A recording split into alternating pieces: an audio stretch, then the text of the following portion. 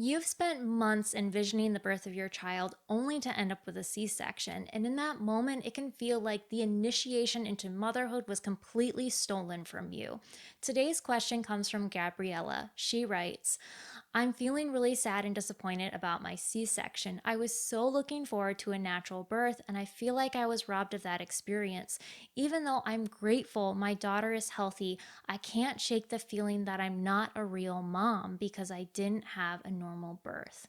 Well, Gabriella, I can completely relate to doing everything right to have a normal birth only to end up with a C section. I drank the red raspberry leaf tea. I ate the dates. I went to a natural birthing class to prepare me for the experience. I was doing chiropractic adjustments and doing all of the strength exercises and the specific positioning to prepare your body for birth, only to feel like I was completely robbed of that experience. It's something that I will never get back. In this episode, I'm not only going to tell you what led to my C section, but what was missed and how I feel about my entire experience several years later. But if we haven't hung out before, my name is Brianna. I'm a fellow mom and money coach, and here we answer questions from moms for moms all about money and real life. Now, when mothers submit their questions, they do have the option to choose to change their name. So if you happen to see anyone in the comments by the same name as Gabriella, that may not be this mom. But with that, let's go ahead and dive into today's topic. When I started having my very first contractions, it was Monday morning at 5 a.m. I remember very distinctly because if I hadn't started having contractions, I was still planning to go to work. At that point, I was 2 days past my due date, and I knew that by now it should happen anytime. So we very quickly sent off our dog to stay somewhere else overnight while we welcomed our baby, expecting for labor to be done within that day. Boy, was I completely wrong about that. And things naturally progressed as they should throughout the day. Since I was planning to have a home birth, we had prepared a tub, which was not yet set up, but we had everything that we needed. And I was wanting to have a natural, normal laboring experience at home. By the end of the day, I was only 2.5 centimeters dilated, but I was at least 60% effaced. And so, trying to go ahead and get some sleep and rest that night, we went to bed. Now, when I say we went to bed, it was mostly that I tried to sleep, but in between contractions, I would wake up, look at my sleeping husband next to me, be really irritated that he was sleeping through my contractions, but also kind of knowing, like, okay, we're gonna have a long night as my labor progresses. He should get his sleep, but also irritated that I wasn't getting my sleep because I was waking up between contractions to immediately flop over on the bed as soon as that contraction was over and fall asleep until the next one. It felt like my contractions were coming on pretty consistently because I got very little sleep that night. By the time Tuesday morning arrived, a nurse came to go ahead and check up on my progress. Now, at that point, the midwife doesn't really come to a home birth until you're in much more of an active stage of labor. So the nurse went ahead and checked me, and she said that I was indeed 100% effaced, which I was incredibly thankful to hear, but I was only 3 centimeters dilated. And when I heard that, I just knew that I was not going to be able to do this for another 24 hours. And I knew that with first time moms, labor could last pretty lengthy, but having already been in labor for 24 hours, I was just exhausted.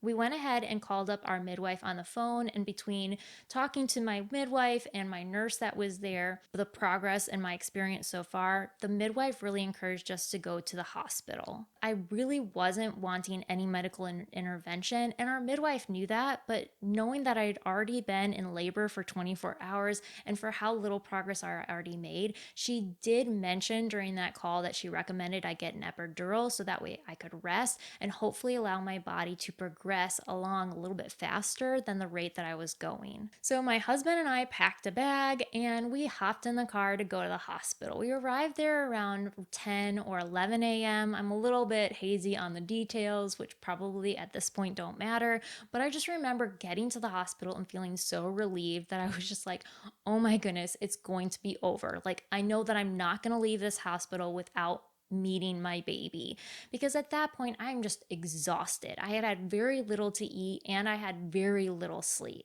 The nurses came in, they got me all situated in my room, and they decided to hook me up to an IV because I was pretty dehydrated at that point. I mean, I had been in labor all night and was not really focused on drinking water in between contractions and the rest that I was trying to get. Because I was severely dehydrated, they thought that might possibly one of the reasons why I was having contractions. Now, I just want to give a disclaimer that I'm not a medical provider, I'm just a mom. So, some of the medical information I may be given based off of my memory may not actually be medically accurate. I'm just sharing my experience. So, since I hadn't basically rested the entire night and I hadn't eaten, and they just basically encouraged me to get rehydrated, to rest, and to eat, and they offered me a shot which was not supposed to interfere with my contractions or my body being able to make progress. It was just mostly to help me sleep. And I did also know that it could make my baby sleepy as well. And because of that, and also possibly because of the standards of the hospital, they did put a baby monitor around my belly. Oh my goodness, that was the most uncomfortable thing ever. It was tight. Anytime I moved, I felt like the monitor was adjusting, and then the machine was beeping, and then the nurse would come in and have to readjust it. And it was just this whole thing. One of the hospital nurses did check me, and they were able to confirm that I was still at 3 centimeters and that my bag of waters was still intact. The nurses hooked me up to an IV because at this point I'm really dehydrated, and if you're dehydrated, then that's not really going to help your body give birth.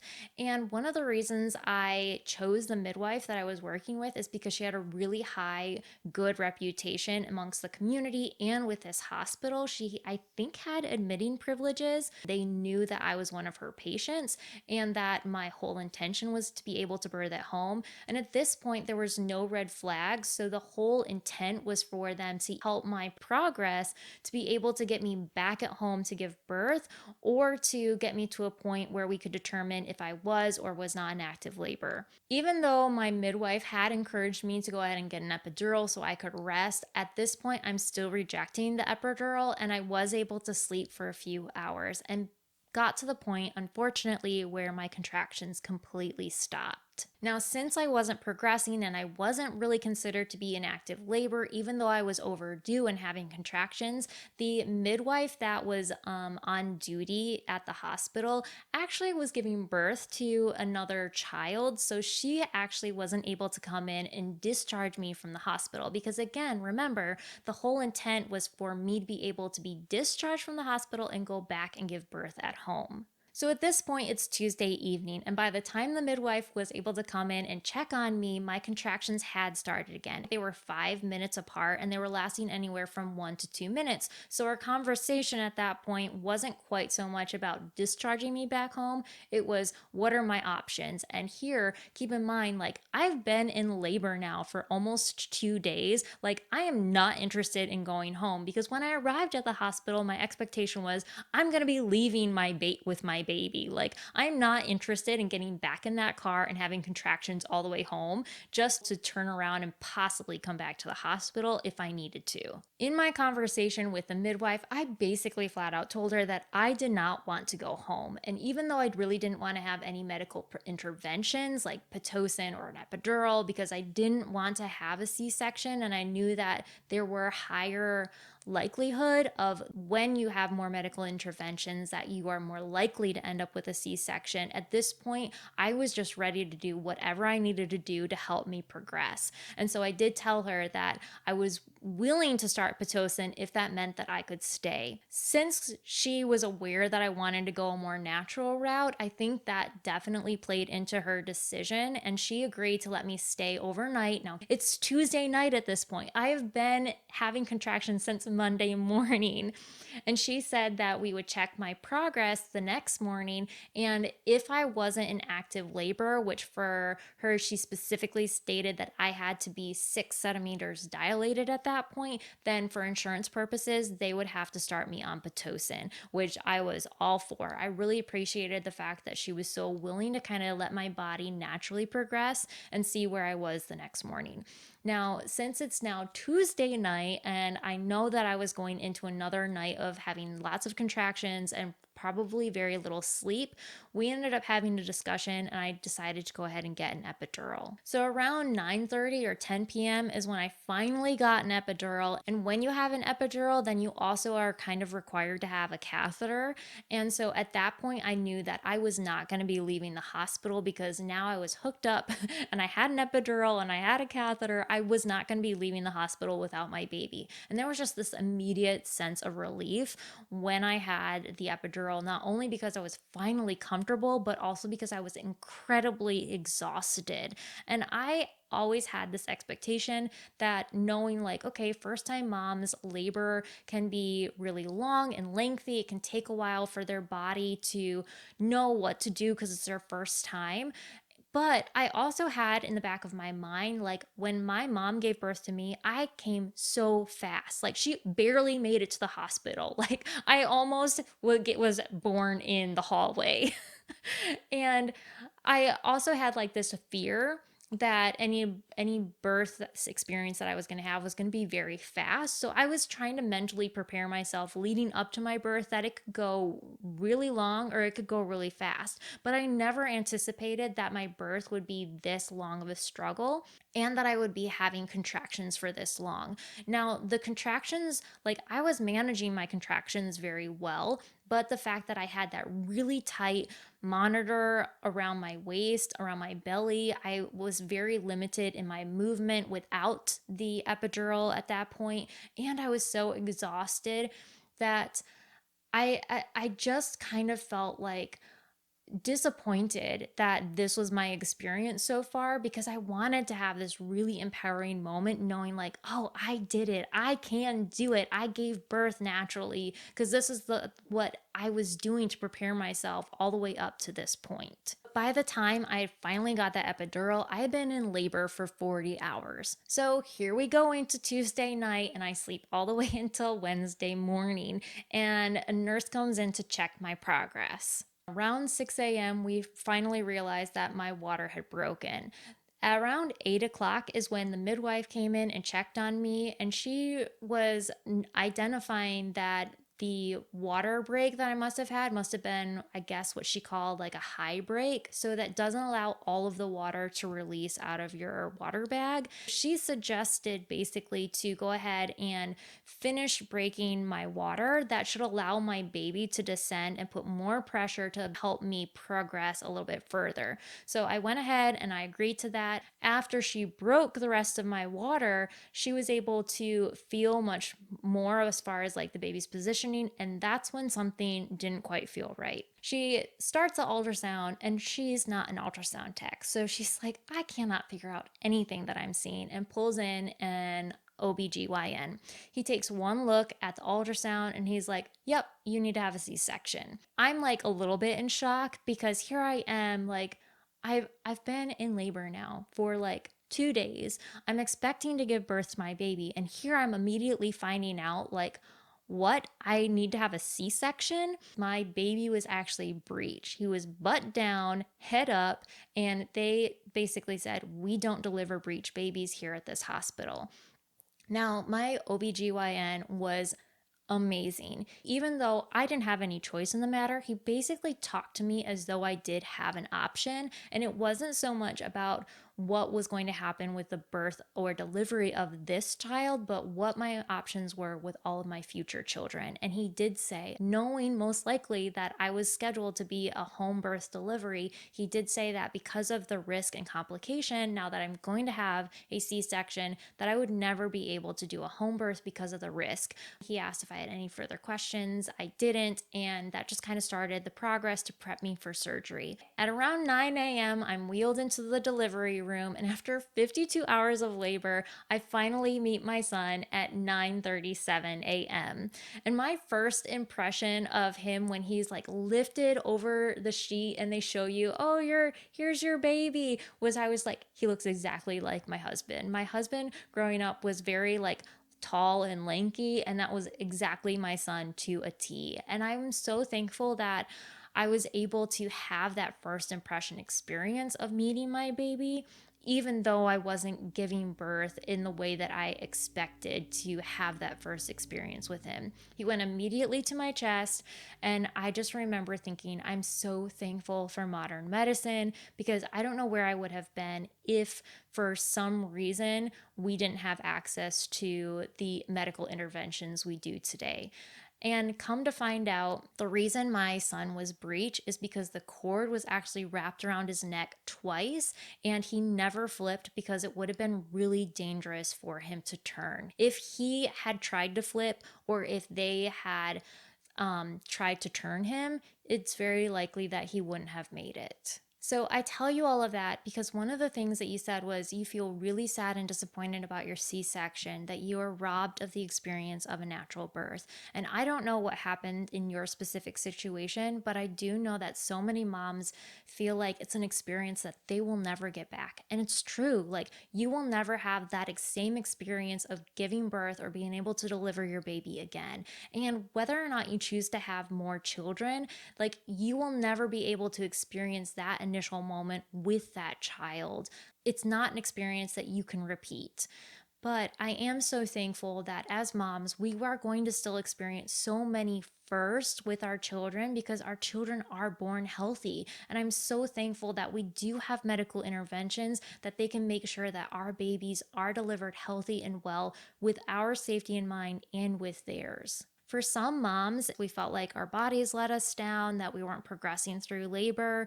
And we can sometimes look back on those decisions and look at it with regret. Like, we weren't strong enough to push through, and we're really disappointed with the decisions that we made. And I think in those moments that it's really more so about honoring the decision that we made in that moment with the mental capacity that we were in, with the physical capacity that we were in, with the information that was available to us at that time. Like, it's so easy for us to look back and judge ourselves based off of where we sit today, looking back with that 2020 vision. But if you were at a point where you could make the decision and then you look back at that decision with regret, I think that we just need to give ourselves grace and honor that the decision that we made was for a good reason in the moment that we made that decision. Even if you look back at that and just say, like, well, I was really weak, I could have done it, I should have done it. Look at all of the things that you already went through with all of your previous portion of pregnancy or your previous portion of labor. Like, having a C-section is not for many women an easy way out. And if you choose to have an elective C-section and you still feel that way, in that moment, you still made that decision for a really important purpose. And I don't think that we should judge ourselves so harshly when ultimately the whole point of giving birth to a child is to end up with a healthy baby. Some women that end up having a natural birth look back on it because of the outcomes of their birth, kind of wish that they had had a C-section or had the option to choose one. There are so many things in life that we can look back on with regret and wish that we had made a different choice. And at some point, we just have to honor the decisions that we made that led us to where we are today. There was one specific thing that you said, that you can't shake the feeling that you're not a real mom because you didn't have a normal birth.